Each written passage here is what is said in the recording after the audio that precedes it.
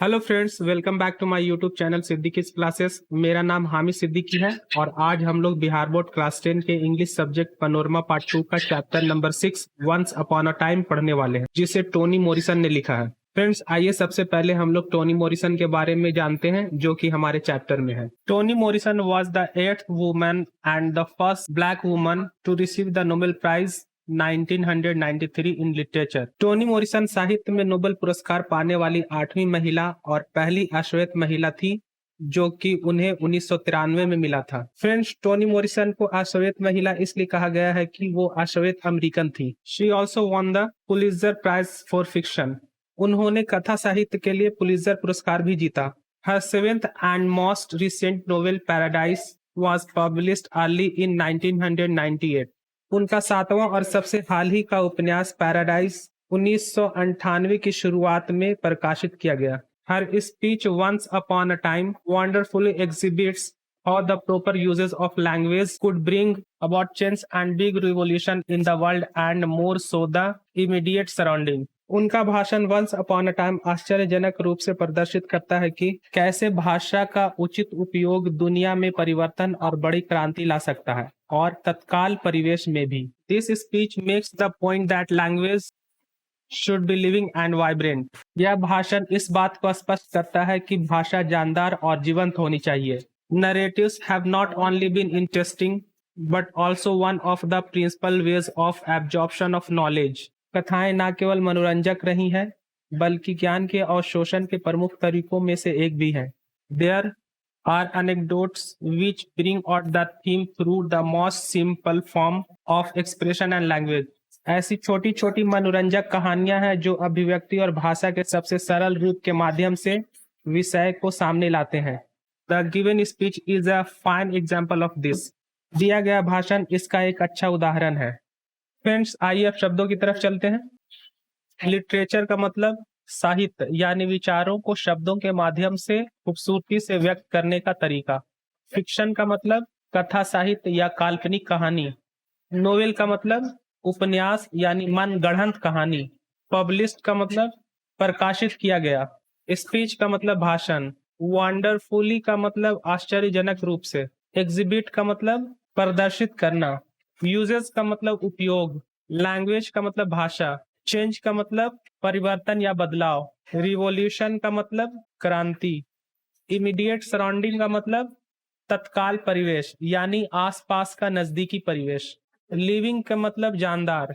Vibrant का मतलब जीवंत या चमकीला और आकर्षक। नरेटिव्स का मतलब कथाएं। इंटरटेनिंग का मतलब मनोरंजक यानी मनोरंजन देने वाला। प्रिंसिपल का मतलब प्रमुख। एब्जॉर्प्शन का मतलब अवशोषण। एनेक्डोट का मतलब छोटी मनोरंजक कहानी जो किसी वास्तविक घटना या व्यक्ति पर आधारित हो। थीम का मतलब विचार या विषय। सिंपल फॉर्म का मतलब सरल रूप। एक्सप्रेशन का मतलब अभिव्यक्ति या बयान। फाइन का मतलब अच्छा। फ्रेंड्स, आइए भाषण को शुरू करते हैं। Once upon a time there was an old woman, blind but wise। एक बार की बात है, एक बूढ़ी औरत थी जो अंधी थी लेकिन चालाक थी। और an old man, या कोई बूढ़ा आदमी था। A guru perhaps soothing restless children। शायद कोई गुरु था जो बेचैन बच्चों को शांत कर रहा था। I have heard this story or one exactly like this in the lore of several cultures। मैंने कई संस्कृतियों की विद्या में यह कहानी या बिल्कुल इसी के जैसी कोई कहानी सुनी है। फ्रेंड्स, लेखिका यहाँ उस कहानी के बारे में बता रही हैं जिसके मुख्य पात्र से वो निश्चित नहीं है, मगर इतना पता है कि वो जो कोई भी है चालाक और अंधा है। लेकिन फिर लेखिका आगे इस बात को निश्चित करती हैं। वो कहती हैं, Once upon a time there was an old woman, blind, wise। एक बार की बात है, एक बूढ़ी औरत थी जो अंधी और चालाक थी।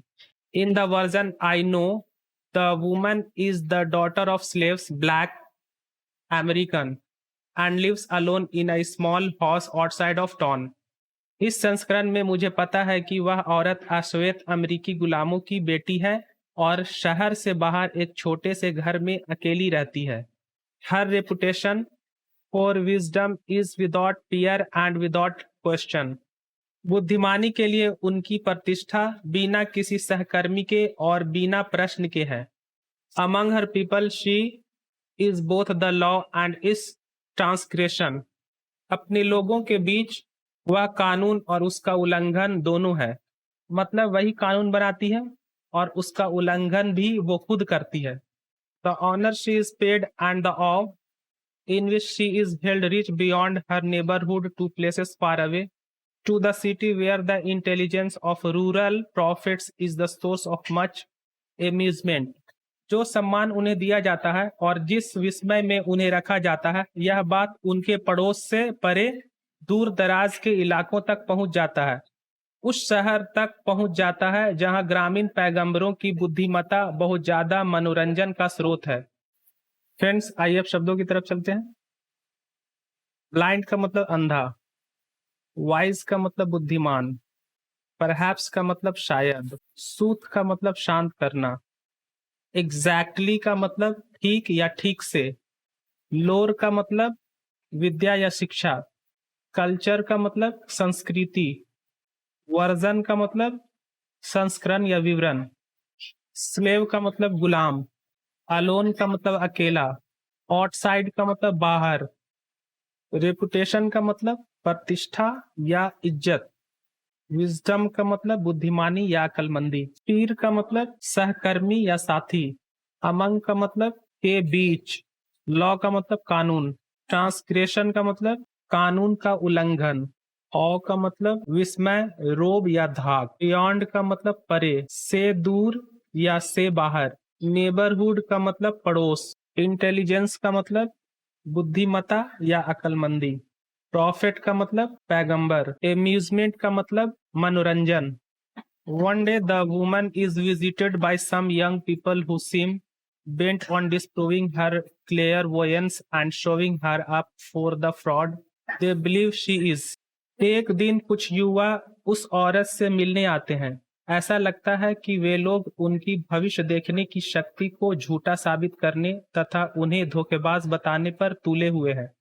Their plan is simple। उन लोगों की योजना सरल है। They enter her house and ask the one question the answer to which writes solely on her difference from them। वे लोग उनके घर में प्रवेश करते हैं और एक प्रश्न पूछते हैं जिसका उत्तर ही उन लोगों से उनकी असमानता को दर्शाता है। Her difference they regard as a profound disability, her blindness।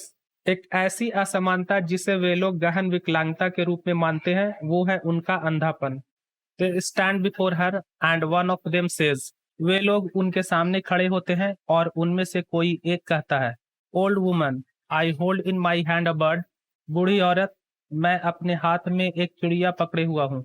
Tell me where it is living और डेड। मुझे बताओ कि यह जिंदा है या मरा हुआ है। She doesn't answer and the question is repeated. वह जवाब नहीं देती है और प्रश्न फिर बोला जाता है। Is the bird I am holding living और डेड। जो पक्षी मैं पकड़े हुआ हूँ, क्या वह जिंदा है या मरा हुआ है। Still she does not answer.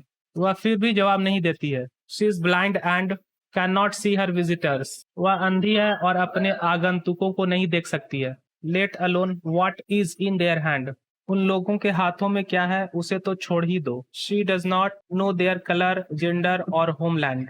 उन्हें तो ये तक नहीं पता कि उन लोगों का रंग क्या है, वे लोग स्त्री हैं या पुरुष, या उन लोगों की मातृभूमि कहाँ है। She only knows their motive. उन्हें तो बस उन लोगों का उद्देश्य पता है। The old woman silence is so long the young people have trouble holding their laughter. बूढ़ी औरत की चुप्पी इतनी लंबी है कि युवा अपनी हंसी रोक नहीं पा रहे हैं। फ्रेंड्स, आइए अब शब्दों की तरफ चलते हैं। विजिट का मतलब मिलना, सीम का मतलब लगना या मालूम पड़ना, डिसअप्रूव का मतलब झूठा साबित करना, क्लेयरवोयंस का मतलब भविष्य देखने की शक्ति, फ्रॉड का मतलब धोखेबाज, बिलीव का मतलब विश्वास करना, प्लान का मतलब योजना, इंटर का मतलब प्रवेश करना, सोली का मतलब ही या केवल, राइड ऑन का मतलब पर निर्भर करना या दर्शाना, डिफरेंस का मतलब असमानता, प्रोफाउंड का मतलब गहरा, गहन या गंभीर, डिसएबिलिटी का मतलब विकलांगता, ब्लाइंडनेस का मतलब अंधापन, डेड का मतलब मरा हुआ, रिपीटेड का मतलब फिर बोला गया, लिविंग का मतलब जिंदा, विजिटर्स का मतलब आगंतुक यानी ऐसा व्यक्ति जो किसी से मिलने आया हो, कलर का मतलब रंग, होमलैंड का मतलब मातृभूमि, मोटिव का मतलब उद्देश्य या इरादा, साइलेंस का मतलब चुप्पी, लाफ्टर का मतलब हंसी, फाइनली शी स्पीक्स, अंत में वो बोलती है, and her voice is soft but stern, और उनकी आवाज नरम पर कठोर है। I don't know she says, मुझे नहीं पता, वह कहती है। I don't know whether the bird you are holding is dead और अलाइव, मुझे नहीं पता कि जो चिड़िया तुम पकड़े हुए हो वह मरा हुआ है या जिंदा है। But what I do know is that it is in your hand, लेकिन मुझे यह अवश्य पता है कि यह तुम्हारे हाथों में है। It is in your hand, यह तुम्हारे हाथों में है। For parading their power and her helplessness, the young visitors are reprimanded. अपनी शक्ति और उनकी लाचारी को दिखाने के लिए युवा आगंतुकों को फटकार लगाई जाती है। Told they are responsible not only for the act of mockery, but also for the small bundle of life sacrificed to achieve its aim. कहा जाता है कि वे लोग न केवल मजाक के काम के लिए बल्कि जीवन की उस छोटी सी गठरी के लिए भी जिम्मेदार हैं जिसे अपने लक्ष्य को प्राप्त करने के लिए कुर्बान किया। The blind woman shifts attention away from assertion of power to the instrument through which that power is exercised. अंधी महिला का ध्यान शक्ति के दावों से हटकर उस उपकरण की ओर जाता है जिसके माध्यम से उस शक्ति का अभ्यास किया जाता है। Speculation on what other than its own frail body that bird in the hand might signify has always been attractive to me. उसके यानी उस पक्षी के कमजोर शरीर को छोड़कर हाथ में वह पक्षी क्या संकेत दे सकता है, इस पर अटकलें हमेशा मेरे लिए आकर्षक रही हैं। But especially so now thinking as I have been about what I do that has brought me to this company. लेकिन खास तौर से अब ऐसा सोचना जैसा कि मैं उस काम के बारे में सोच रही हूँ जो मैं करती हूँ कि यह काम मुझे इस कंपनी में लाया है। So I choose to read the bird as language and the woman as a practised writer. तो मैं पक्षी को भाषा के रूप में और औरत को एक अभ्यास की हुई लेखिका के रूप में चुनती हूँ। लेखिका यह कहना चाहती हैं कि उस अंधी और बूढ़ी औरत को यह कैसे पता चला कि उस आगंतुक के हाथ में पक्षी नहीं है पर उसके हाथ में कुछ है। लेखिका सोचती है कि शायद उसे कोई ऐसा संकेत मिला हो जिसकी वजह से वह यह जान गई। इसलिए लेखिका ने पक्षी को भाषा के रूप में और उस औरत को अभ्यास की हुई लेखिका के रूप में चुना। लेकिन लेखिका इससे निश्चित नहीं है। उनके लिए इस पर अटकलें हमेशा आकर्षित रही हैं और इसलिए कुछ बातें वह आगे उदाहरण के तौर पर पेश करती हैं। फ्रेंड्स, आइए उन बातों को जानने से पहले शब्दों की तरफ चलते हैं।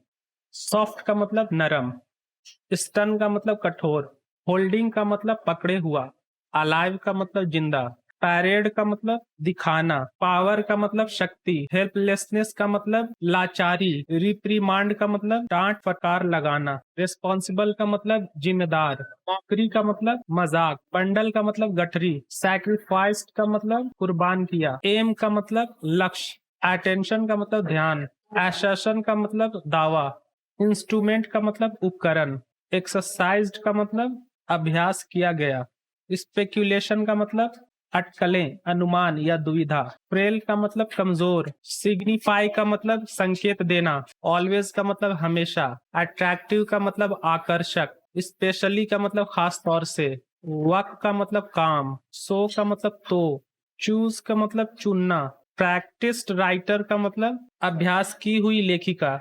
Once upon a time, visitors asked an old woman a question.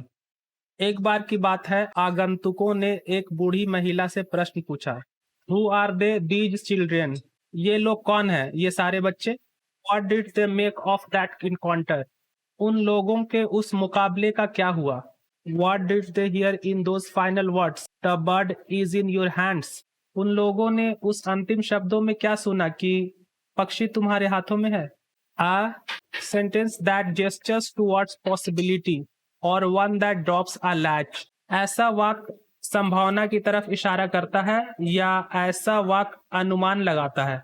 Perhaps what the children heard was, "It is not my problem, I am old, female, black, blind." शायद बच्चों ने जो सुना वह यह था कि यह मेरी समस्या नहीं है, मैं बूढ़ी महिला अश्वेत अंधी हूँ। What wisdom I have now is in knowing I can not help you. मेरे पास जो अक्लमंदी अभी जानकारी में है उससे मैं तुम्हारी मदद नहीं कर सकती। The future of language is yours. भाषा का भविष्य तुम्हारा है। They stand there. वे लोग वही खड़े हैं। Suppose nothing was in their hands. मानो उनके हाथों में कुछ नहीं था। Suppose the visit was only a ruse. मानो यात्रा केवल एक चाल थी। A trick to get to be spoken to. उससे बात करने के लिए एक चाल थी। Taken seriously as they have not been before. जिसे गंभीरता से लिया गया था जैसा कि वे लोग पहले नहीं किए हैं। A chance to interrupt to violate the adult world. मानो रुकावट डालने का एक मौका हो। मानो व्यस्क संसार का उल्लंघन करना हो। It's miasma of discourse about them. मानो उनके बारे में प्रवचन की अपनी माया हो। फ्रेंड्स, ये जो भी बातें आपने पढ़ी वो सारी बातें संभावना की तरफ इशारा करती हैं। इन बातों से सिर्फ अनुमान लगाया जा सकता है। ये बातें निश्चितता की तरफ इशारा नहीं करती हैं। तो इसका मतलब ये हुआ कि भाषा का उपयोग संभावना को व्यक्त करने के लिए किया जाता है। फ्रेंड्स, आइए अब शब्दों की तरफ चलते हैं। इनकाउंटर का मतलब मुकाबला। फाइनल का मतलब अंतिम। जेस्चर का मतलब इशारा करना। पॉसिबिलिटी का मतलब संभावना। ड्रॉप अ लैच का मतलब अनुमान लगाना। परहैप्स का मतलब शायद। प्रॉब्लम का मतलब समस्या। इन नोइंग का मतलब जानकारी में। फ्यूचर का मतलब भविष्य। सपोज का मतलब मानो। विजिट का मतलब यात्रा। रीयूज का मतलब चाल। ट्रिक का मतलब चाल। सीरियसली का मतलब गंभीरता से। इंटरप्ट का मतलब रुकावट डालना। वायलेट का मतलब उल्लंघन करना। माइज्मा का मतलब माया या छुआछूत का रोग। डिस्कोर्स का मतलब प्रवचन। You old woman blessed with blindness can speak the language. तुम बूढ़ी महिला अंधेपन से समृद्ध भाषा को बोल सकती हो। That tells us what only language can how to see without pictures. जो हम लोगों को बताता है कि भाषा ही यह काम कर सकता है कि बिना तस्वीरों के कैसे देख रहा है। Language alone protects us from the scariness of things without no names. भाषा अकेला ही हम लोगों को बिना नाम वाले चीजों के डरावनेपन से बचाती है। Language alone is meditation. भाषा अकेला ही मनन चिंतन है। फ्रेंड्स, आइए अब शब्दों की तरफ चलते हैं। ब्लेस्ड का मतलब समृद्ध। ब्लाइंडनेस का मतलब अंधापन। पिक्चर का मतलब तस्वीर। अलोन का मतलब अकेला। स्कैरीनेस का मतलब डरावनापन। मेडिटेशन का मतलब मनन चिंतन। Tells us what it is to be a woman so that we may know what it is to be a man. हम लोगों को बताता है, मतलब भाषा हम लोगों को बताता है कि एक महिला का होना क्या होता है, ताकि हम लोग जान सके कि एक पुरुष का होना क्या होता है। What moves at the margin. सीमा पर क्या चलता है। What it is to have no home in this place. इस जगह में घर का ना होना क्या होता है। To be set adrift from the one you knew. जिसे आप जानते थे उससे बिछड़ जाना क्या होता है। What it is to live at the edge of towns that can not bear your company. उन शहरों के किनारे पर रहना क्या होता है जहाँ कोई आपका साथ नहीं दे सकता है। Tells us about ship stand away from shore lines at Easter placenta in a field. हमें ईस्टर में तटरेखा से दूर जाने वाले जहाजों के बारे में बताता है। Tell us about a wagon load of slaves. हमें गुलामों से भरी मालगाड़ी के बारे में बताता है। How they sang so softly their breath was indistinguishable from the falling snow। उन लोगों ने इतनी नरमी से कैसे गाया कि उनकी सांसें बर्फ के गिरने से पता नहीं चल पाई। How they knew from the hunch of the nearest shoulder that the next stop would be their last। उन लोगों को निकटतम कंधे के कुबड़ से कैसे पता चला कि अगला पड़ाव उनका अंतिम पड़ाव होगा। The indoor opens। सराय का दरवाजा खुलता है। A girl and a boy step away from its light। एक लड़की और एक लड़का उसकी रोशनी से बाहर आते हैं। They climb into the wagon bed. वे लोग वैगन बेड पर चढ़ जाते हैं। The boy will have a gun in 3 years। 3 साल में उस लड़के के पास बंदूक होगी। But no he carries a lamp and a jug of warm cider. लेकिन अभी वह एक दीपक और सेब की गर्म शराब का एक जग पकड़े हुआ है। They pass it from mouth to mouth. वे लोग एक के बाद एक को सेब की शराब देते हैं। फ्रेंड्स, आइए अब शब्दों की तरफ चलते हैं। मार्जिन का मतलब सीमा। सेट अड्रिफ्ट का मतलब बिछड़ जाना। एज का मतलब किनारा। कंपनी का मतलब साथ। शिप का मतलब जहाज। टर्न अवे का मतलब दूर चला जाना या दूर कर देना। शोर लाइन का मतलब तटरेखा। वैगन लोड का मतलब से भरी मालगाड़ी। स्लेव का मतलब गुलाम। सॉफ्टली का मतलब नरमी से। इनडिस्टिंग्विशेबल का मतलब पता नहीं चल पाना। स्नो का मतलब बर्फ। हंच का मतलब कुबड़। शोल्डर का मतलब कंधा। इन का मतलब सराय। स्टेप अवे का मतलब बाहर आना। गन का मतलब बंदूक। लैंप का मतलब दीपक। साइडर का मतलब सेब की शराब। The girl offers bread, pieces of meat and something more. लड़की रोटी, मांस के टुकड़े और कुछ और चीजें देती है। A glance into the eyes of the one she serves. वह जिसको परोसती है उसकी आंखों में एक नजर देखती है। One helping for each man. एक प्रत्येक पुरुष की मदद कर रहा है। Two for each woman. दूसरा प्रत्येक महिला की मदद कर रही है। And a look they look back. और एक नजर वे लोग पीछे देखते हैं। The next stop will be their last. अगला पड़ाव उनका आखिरी पड़ाव होगा। But not this one. लेकिन ये वाला नहीं है। This one is warmed. ये वाला पड़ाव जोशीला है। फ्रेंड्स, आइए अब शब्दों की तरफ चलते हैं। ऑफर का मतलब देना। मीट का मतलब मांस। समथिंग मोर का मतलब कुछ और चीजें। ग्लांस का मतलब नजर। सर्व का मतलब परोसना। आलू का मतलब एक नजर। स्टॉप का मतलब पड़ाव। वार्म्ड का मतलब जोशीला। फ्रेंड्स, अभी यहाँ पर बताई गई सारी बातें एक ही चीज की तरफ इशारा करती है कि भाषा ही है जिसके माध्यम से हम किसी भी परिस्थितियों को समझ सकते हैं, उसे व्यक्त कर सकते हैं। भाषा शब्दों के रूप में भी हो सकती है और संकेत के रूप में भी हो सकती है। जैसे कि यहाँ पर बताया गया है कि the boy will have a gun in 3 years but no he carries a lamp and a jug of warm cider.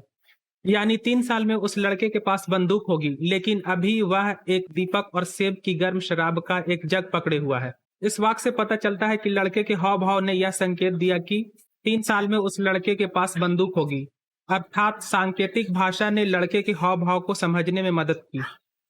It's quiet again when the children finish speaking until the woman breaks into the silence. दोबारा शांति हो जाती है जब बच्चे बोलना बंद कर देते हैं, जब तक वो महिला चुप्पी नहीं तोड़ती है। Finally she says, अंत में वह कहती है, I trust you now. मैं अब तुम पर विश्वास करती हूँ। I trust you with the bird that is not in your hands because you have not truly caught it. मैं उस पक्षी के साथ तुम पर विश्वास करती हूँ जो तुम्हारे हाथों में नहीं है, क्योंकि तुमने इसे सच में नहीं पकड़ा है। फ्रेंड्स, यहाँ पर you have not truly caught it होगा, तभी वाक्य का सही अर्थ निकलेगा। लेखिका यहाँ बोलती हैं कि लुक, देखो, हाउ लवली इट इज, यह कितना प्यारा है। This thing we have done together, इस चीज को हम लोगों ने मिलकर किया है। फ्रेंड्स, आइए अब शब्दों की तरफ चलते हैं। क्वाइट का मतलब शांत या शांति। फिनिश का मतलब बंद कर देना या खत्म कर देना। अंटिल का मतलब जब तक नहीं। ब्रेक इनटू द साइलेंस का मतलब चुप्पी तोड़ना। फाइनली का मतलब अंत में। ट्रस्ट का मतलब विश्वास करना। ट्रूली का मतलब सच में। लवली का मतलब प्यारा।